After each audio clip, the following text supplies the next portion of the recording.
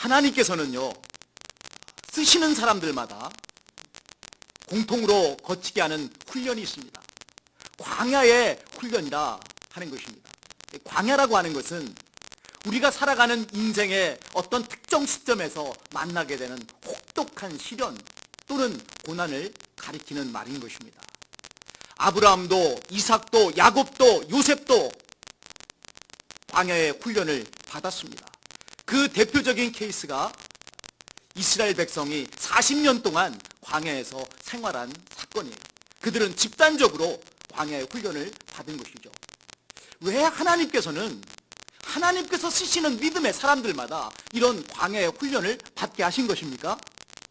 그 훈련의 목적이요, 이 대표적인 케이스인 이스라엘 백성의 광야 생활 속에서 분명하게 드러납니다. 자, 애굽과 가나안 땅 사이에 위치했던 곳이 바로 광야 아닙니까? 애굽 땅에 머물렀을 때 이스라엘 백성은요, 바로의 종이었어요. 오합지졸이었어요. 너무나도 형편없는 존재들이었어요.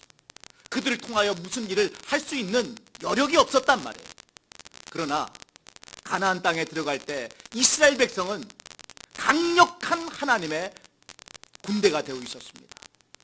죄악으로 간역한 가나안 족속을 진멸하고 그곳을 하나님의 지상왕국으로 만들 수 있는 거룩한 존재들로 변화되어 있더라는 것입니다. 여러분, 이 변화의 역사가 일어난 장소가 어디입니까? 광야였다는 것이죠. 그런 점에서 광야는요, 하나님의 백성에게 있어서는 생사를 여부를 다투는 그런 장소가 아니라는 겁니다. 본질은 뭐예요?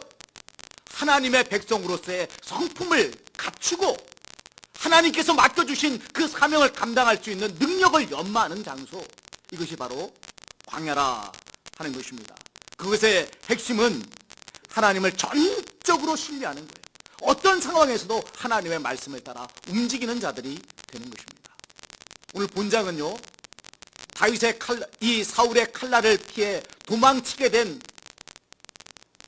다윗이 이제 광야에서 본격적인 광야의 훈련을 받게 된 사실을 말씀해 주고 있습니다. 가드로 내려갔던 사울은 그곳에서의 위기를 극복하고, 다윗은 그곳에서의 위기를 극복하고 이제 유다 땅 아둘람 굴에 은거하게 되었습니다. 자, 그 소식이 전해지자 다윗의 집안 식구들과 또 400여 명의 무리가 다윗에게로 모여들었습니다. 그들은 사울의 통치하에서 환난을 당한 자들이에요. 빚을 진 자들이에요. 억울함을 풀 길이 없는 자들이었습니다. 그들 가운데는 갓 선지자도 있었고 나중에는 아비아달 제사장도 합류하는 역사가 일어났습니다. 자, 이렇게 400여 명의 무리가 아둘람 굴에 모여들면서 다윗을 중심으로 한 작은 나라가 이루어지게 되었다는 것입니다. 그러나 그 일은 다윗의 리더십에 중대한 시험을 가지고 왔습니다. 그에게 모여든 이 400명의 무리를 어떻게 광야에서 먹이느냐 하는 문제가 대두된 것입니다. 다윗에게 모여든 무리의 면면을 볼 때요, 그들은 부정적 에너지로 충만한 자들이었어요. 기존 질서의 피해자들 아닙니까? 근데 그들이 가지고 있었던 마음은 어떤 마음이었겠어요? 다 뒤집어 버리자, 그런 것이 그들이 가졌던 마음이었다는 거예요. 여러분, 2003년 대구 지하철 참사 사건을 기억하시는 분들이 있을 겁니다. 대구 지하철 중앙로역에 방화 사건이 일어났습니다. 큰 불이 일어나는 바람에 지하철 객차가 12량이 모조리 전소되는 일이 일어났고 192명이나 되는 많은 인명이 죽는 그런 불행한 일이 발생하였습니다. 이 사건의 범인은요, 김대한이라고 하는 50대 중반의 남자였어요. 근데 그가 이 범행을 저지른 동기가 기가 막힙니다. 병원에서 뇌졸중 치료를 받았다는 거예요. 근데 아무 차도가 일어나지 않으니까 죽기로 각오한 것입니다. 결심한 것입니다. 근데 혼자 죽으려니까 너무 억울하다라는 거예요. 그래서 선택한 것이 사람들이 많이 있는 대중교통 안에서 분신 자살해야겠다, 그렇게 각오했다는 것이죠. 나도 죽지만은 너도 죽자, 이런 마음이었다는 것입니다. 여러분, 각기 처해졌던 상황은 달랐을지 모르지만 다윗에게 모여들었던 무리의 마음이 그와 같았단 말이에요. 자, 당장 광야에서 먹고 사는 그 일과, 그리고 이제 기존 질서를 뒤집어버리겠다고 하는 그러한 마음이 결합될 때 다윗에게 모여들었던 그들은요, 도적대가 될 수 있는 가능성이 농후했습니다. 광야에서 주어진 직접적인 과제는요, 어떻게든 살아남아야 되는 것 아니겠습니까? 자, 이 상황을 과연 다윗은 어떻게 헤쳐나갈 것입니까? 그일라의 사건은요, 다윗의 리더십의 기로가 되었던 사건입니다. 다윗의 무리가 아둘람 굴에 머물러 있을 때에 블레셋 군대가 그일라를 쳐들어오는 것입니다. 그리고서는 그들의 곡식을 탈취하는 역사가 일어나게 되었습니다. 이 그일라라고 하는 것은 다윗의 무리가 머물렀던 아둘람 굴에서 남쪽으로 5km 떨어진 곳에 위치했던 유다의 성읍이었어요. 자, 그일라가 공격받고 탈취당하고 있다라고 하는 이 소식이 사람들을 통해서 이제 다윗에게 전해집니다. 다윗의 무리를 일개 도적대로 생각했다면 사람들이 결코 그 소식을 다윗에게 전하지 않았겠죠.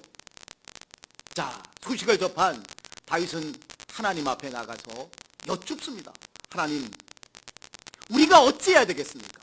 가서 블레셋 사람을 쳐서 그일라를 구원해야 되겠습니까? 아니면 말아야겠습니까? 하고 여쭙습니다. 하나님의 답변은 가서 그일라를 구원하라 하는 것이었습니다. 이스라엘 왕으로서의 역할을 수행하라는 것이죠. 왕의 역할이 뭐예요? 외적의 침공으로부터 나라를 지키고 백성을 지키는 것이 왕이 해야 될 일 아닙니까? 그 일을 하라고 하나님께서는 말씀하고 있는 것입니다. 자, 다윗이 무리에게 하나님의 이 뜻을 전달하자 무리는 크게 반발합니다. 그들이 내세웠던 반발의 근거는요, 현실이었어요. 지금 자기들이 놓여져 있는 현실이 어때요? 도망자 신세가 되어서 이스라엘과 블레셋의 국경지대에 머물러 있단 말이에요. 내 코가 석자인데 누구를 돕느냐는 것이죠. 이 상황에서 블레셋과 싸우는 것은요, 모든 면에 있어서 이익이 될 것이 하나도 없었어요. 어떻습니까? 싸우는 과정에서 이 다윗 진영의 피해는 불가피하게 일어날 것 아니에요? 한 사람이라도 다치든지 죽게 되는 일이 발생할 거란 말이에요. 또한 여차하면 사울의 추격을 피해서 블레셋으로 도망을 쳐야 되는 그 상황에서 블레셋과 싸워서 불화의 관계를 맺는 것은 그것은 현명한 처사가 아닌 것입니다.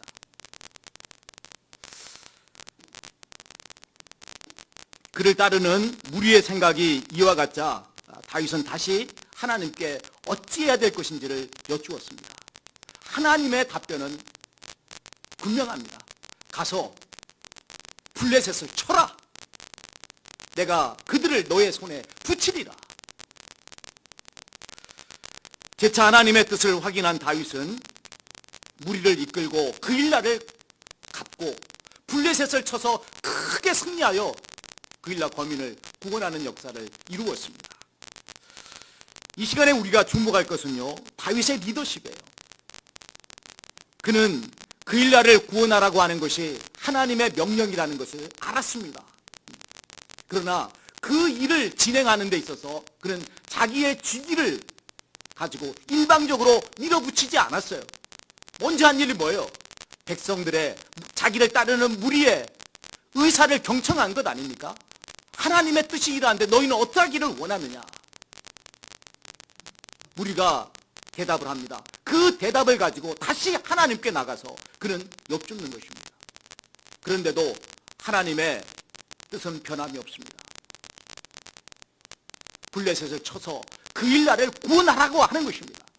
이제 최종적인 선택의 몫은 다윗에게 주어지게 되어 있는 것입니다.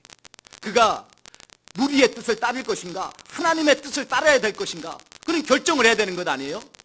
이 상황에서 다윗은 단호하게 행합니다. 현실 논리에 휘둘리지 않고 하나님의 뜻을 따르는 그 일을 행하는 것을 보는 것입니다. 다윗이요, 하나님의 뜻을 따르지 않고 무리의 뜻을 따랐더라면 어떻게 됐을까요?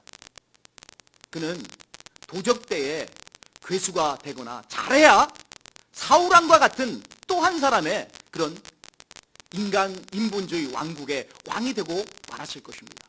그러나 그런 중대한 선택의 기로에서 하나님의 뜻을 따름으로써 자기와 자기를 따르는 무리의 운명을 결정지은 것을 볼 수가 있습니다.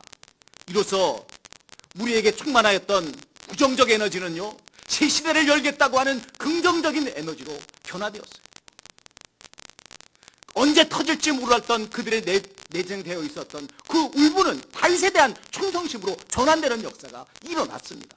물론 그일라 구원 사건 단 한 번으로 그 일이 완전하게 이루어진 것은 아니지만 그 일의 시발점이 되었다 하는 것입니다.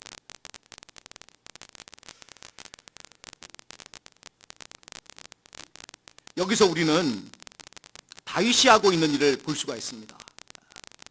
하나님을 섬기는 리더십을 발휘함으로써 자기를 따르는 무리를 거룩한 하나님의 백성으로 만들고 있잖아요.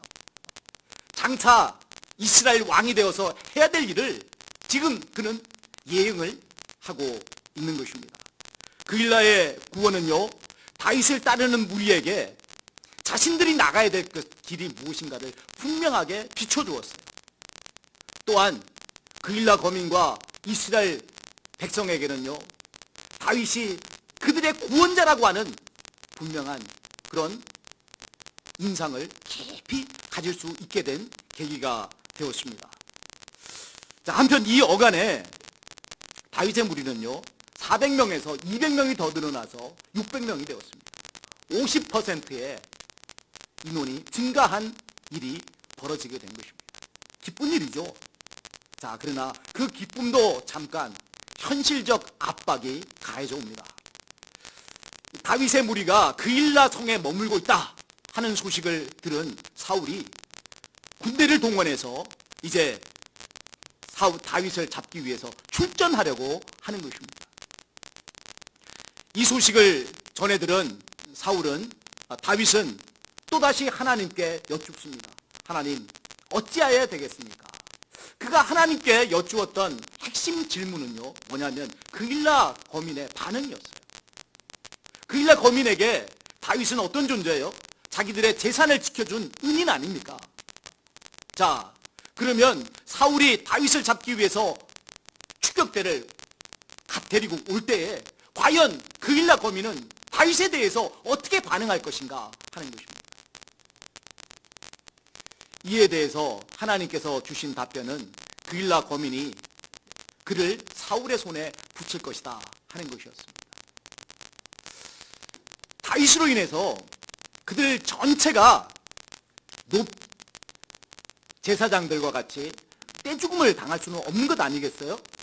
그렇지만 그 일은 다윗과 그를 따르는 무리에게는 큰 상실감을 안겨다 주었습니다. 은혜를 배신하는 행동이기 때문에 그런 것입니다. 그러나 그렇다고 해서 그일라 거민을 원망하고 미워할 수는 없는 것 아닙니까? 피치 못할 상황이란 말이에요.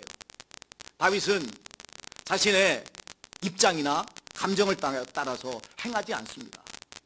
그는 이 그일라 거민의 형편을 헤아려서 자신이 머물렀던 곳을 이제 그일라에서 옮겨 광야로 이동을 하는 것을 볼 수가 있습니다. 여러분, 우리는요, 짧은 안목을 가지고 당장 내 눈앞의 이익, 당장 내 마음의 감정을 따라서 행동할 때가 많이 있습니다. 그렇게 하고서 내 마음이 시원해지고 그렇게 함으로써 뭔가 가지는 것 같은 그런 생각을 갖습니다. 그러나 여러분, 그 일은 결코 우리에게 좋은 결과를 가져다 주지 않습니다. 큰 시각을 가지고 큰 뜻을 가지고 행할 때 여러분, 그 일의 결과가 우리에게 큰 상이 되어서 돌아온다는 사실을 알아야 돼요. 다윗이 그일라에 머물지 않고 여러분 다른 곳으로 이동한 이 사건은요, 이스라엘 백성에게 다시 한번 다윗에 대한 좋은 인상을 심어주는 결과가 되었습니다. 자기의 이익을 따라서 행하는 자가 아니라 백성의 형편을 헤아리는 지도자구나 하는 것들을 분명하게 인식시켜 주더라는 것입니다. 자, 이 무렵 다윗은 십광야 숯불에서 요나단과 마지막으로 만나는 일이 벌어집니다. 외롭고 고단한 도망자의 처지에서 이제 자기의 생명을 너무나도 귀하게 여기는 친구를 만나는 것은 말할 수 없는 위로가 되는 것 아니겠어요? 과연 요나단은 다윗에게 큰 위로와 격려의 말을 하는 것을 볼 수가 있습니다. 우리 같이 17절의 말씀을 소리내서 읽겠습니다. 자, 읽습니다. 곧 요나단이 그에게 이르기를 두려워하지 말라. 내 아버지 사울의 손이 내게 미치지 못할 것이요 너는 이스라엘 왕이 되고 나는 내 다음이 될 것을 내 아버지 사울도 안다 하니라. 아멘. 그일라 사람들을 구원해 주고도 그들이 대신할 것을 알았기 때문에 다윗은 거처를 옮겨야 했습니다. 그의 마음은 말할 수 없는 상심감에 사로잡혔을 거예요. 자기 이스라엘의 왕이지만 아직 이스라엘 왕이 된 건 아니잖아요. 현재 이스라엘 백성들 역시 자기의 백성이 아닙니다. 사울의 백성일 수밖에 없는 것입니다. 고래 힘줄 같은 사람일지라도요, 고난이 계속 이어지면요 낙심할 수밖에 없는 것 아니겠어요? 다윗의 처지가 그러했단 말이에요. 그런데 그때에 누가 나타났어요? 요나단이 나타난 거예요. 그리고 위로의 말을 전하는 것입니다. 낙심하지 말고 힘써 하나님을 의지하라는 거예요. 그가 한 말이 뭡니까? 내가 이스라엘의 왕이 되고 나는 너의 다음이 될 것을 내 아버지 사울도 안다 하니라. 여러분, 이 말은요 요나단이 자기를 완전히 비우지 않고서는 할 수 없는 말이에요. 어떻게 그런 말을 할 수 있겠어요? 인간적인 면으로 보면 요나단은 자기 이스라엘 왕이 되고도 남을 만한 그런 면모를 가진 사람이다 하는 것을 알 수가 있습니다. 그러나 하나님께서는 다윗을 자기 이스라엘 왕으로 택하시고 기름 부으셨어요.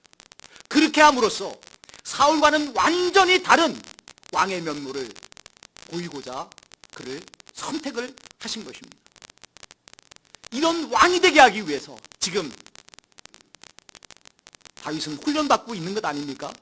여기 광야에서의 훈련이 바로 그것이라 이 말이에요. 다윗이 요나단과 만나고 헤어진 지 얼마 되지 않았을 때 한 차례의 위기가 몰아닥칩니다. 10사람들이 사울왕과 은밀히 내통하여서 이 다윗 무리의 동향을 보고한 것입니다. 순식간에 다윗의 무리는요 도간에 빠진 쥐와 같은 상황이 되었습니다. 자, 다윗의 무리는 저쪽 능선을 따라서 도망을 칩니다. 사울의 군대는 이쪽 능선을 따라서 그들을 추격하는 역사가 일어납니다. 얼마 지나지 않아서 두 능선이 합쳐지는 장소가 되면 두 무리는 맞닥뜨리게 되어 있는 것입니다. 다윗의 무리는 600명가량이에요. 반면에 사울의 추격대는 그것보다 숫자가 월등히 많습니다. 둘이 맞닥뜨려서 전투를 벌이게 되면 다윗의 입장에 군 무리에서는 일방적인 손해를 볼 수밖에 없는 상황 아닙니까? 게다가 상대는 이스라엘의 왕이란 말이에요.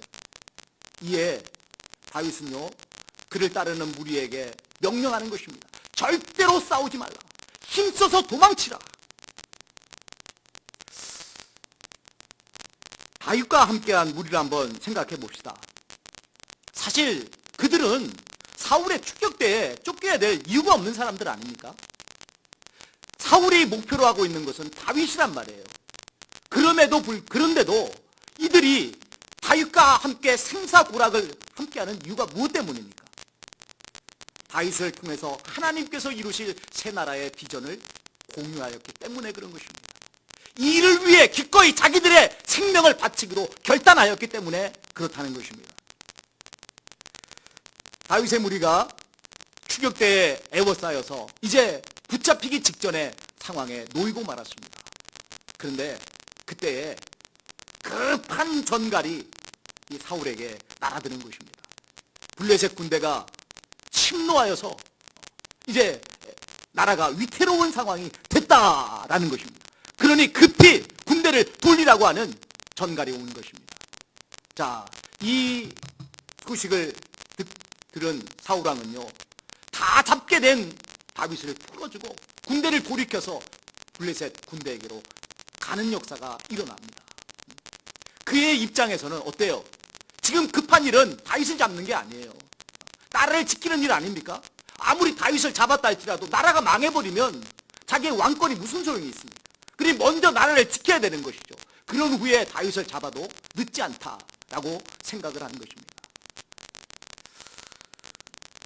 그로 인하여 붙여진 그곳의 이름은 셀레하마 느곳이라는 것입니다.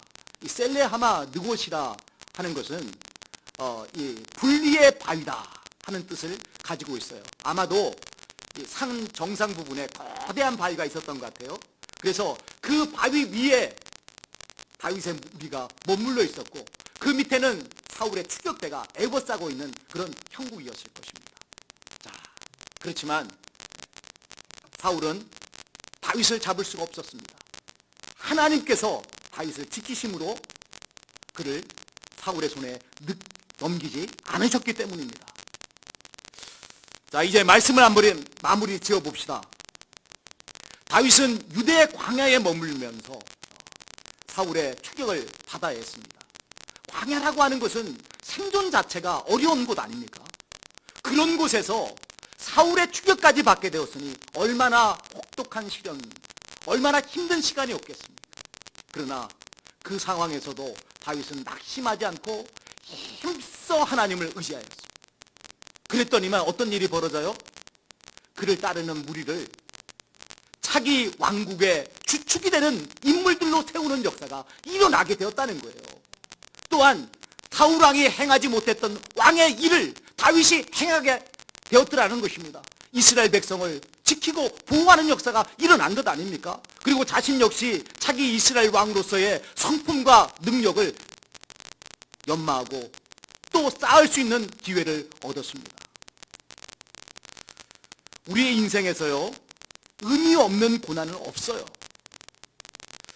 최근 저는 제 인생에 또 한 번의 광야를 지나가고 있다 하는 것을 절실하게 깨닫습니다. 체력이 너무 많이 떨어져서 강단에 서서 설교하는 것조차 힘들었습니다. 그래서 작년 1년 동안은 내내 어떤 고민에 사로잡혔느냐면 내가 이제 목회를 은퇴해야 되는 것 아닌가.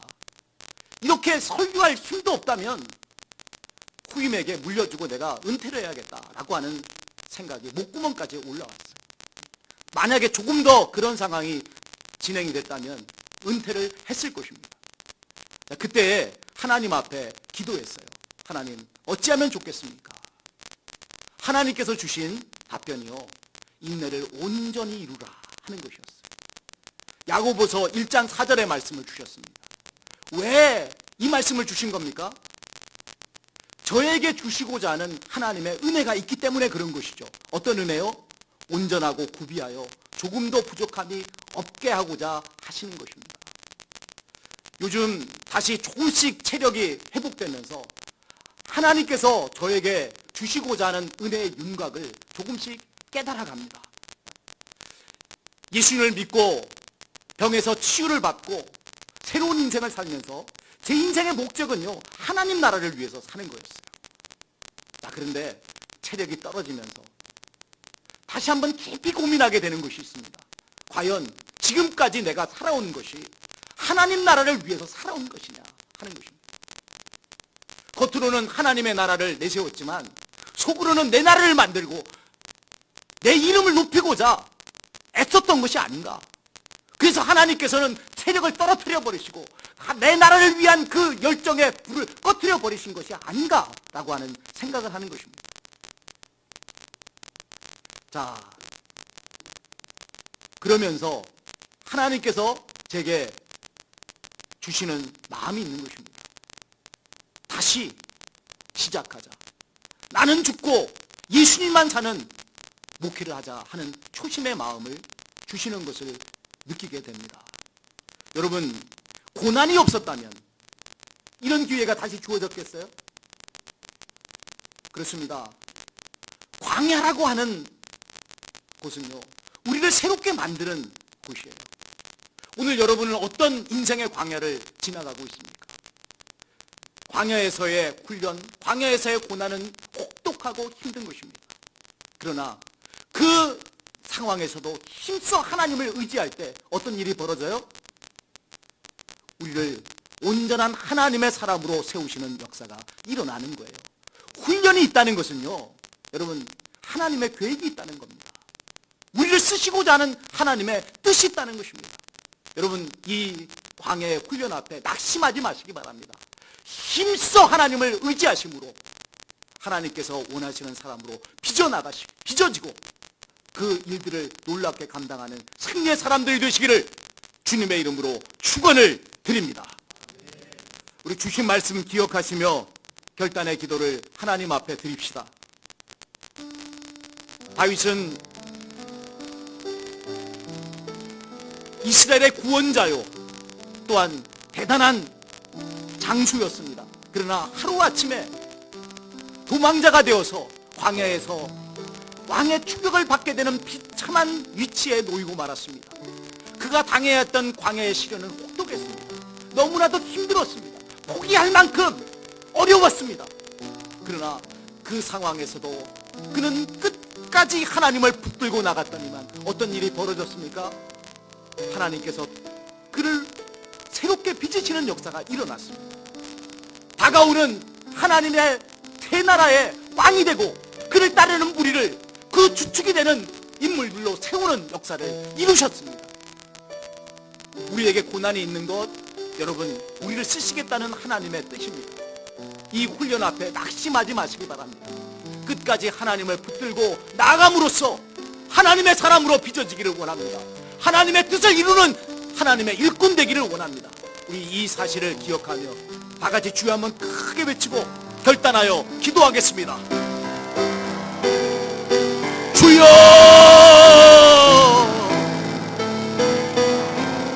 살아계시고 역사하시는 하나님 아버지, 우리가 살아가는 인생의 걸음에서 하나님, 전혀 예상치 못한 시련을 당하고 고난을 당합니다. 그러나 그것이 우리를 넘어뜨리고 죽이기 위한 시련이나 고난이 아니라 하나님께서 우리를 아름답게 쓰시기 위한 훈련인 것을 깨닫습니다. 이 훈련 앞에 낙심하지 않게 없어서 끝까지 하나님을 의지함으로 하나님의 사람으로 빚어지게 하시고 하나님의 뜻이 이루어지는 역사가 있게 하여 주옵소서. 예수님 이름으로 기도드립니다. 아멘.